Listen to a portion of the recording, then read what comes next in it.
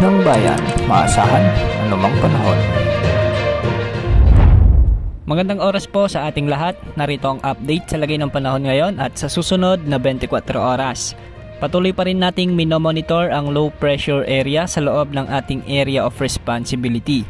Huli itong namataan ng Pag-asa sa layong 255 kilometers east of Surigao City, Surigao del Norte. Samantalang ang hanging habagat naman ay patuloy na makakaapekto sa kanlurang bahagi ng Southern Luzon at Mindanao.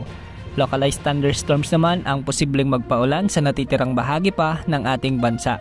Bagya pang ang lumapit sa bansa ang minomonitor nating low pressure area at nagdadala na ito ng maulap na kalangitan na minsan ay may malalakas na buhos ng ulan. Apektado ngayon ng trough ng low pressure area ang Bicol Region, Visayas, Northern Mindanao, Caraga, Davao Region, Isabela, Aurora, Quezon Province, Marinduque at Romblon. Ayon sa Pag-asa, hindi naman inaalis ang tsansa nitong lumakas bilang bagyo habang patuloy na lumalapit sa kalupaan ng ating bansa. Posible rin ang landfall scenario sa Eastern Visayas patungo sa Southern Luzon. Kung sakali mang mabuo bilang bagyo, papangalanan ito ng Pag-asa bilang Butchoy o ang ikalawang bagyo sa Pilipinas ngayong taon.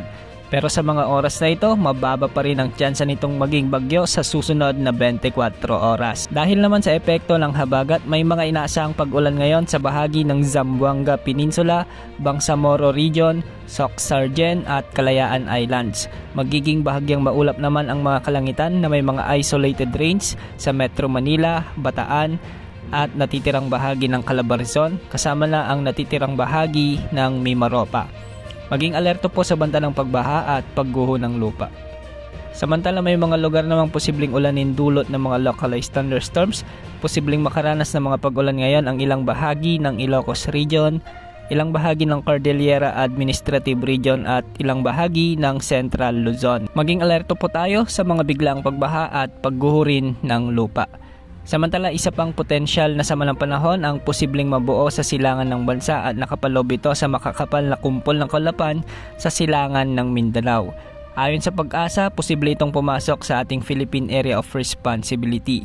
Nasa low to moderate naman ang tsansa nitong lumakas at ating titignan ang mga development nito sa mga susunod na update ukol dito. Wala namang nakataas na gale warning sa ating mga karagatan ngayon. Yan ang update sa lagay ng panahon. Ito po ang weather update ng bayan. Maaasahan anumang panahon.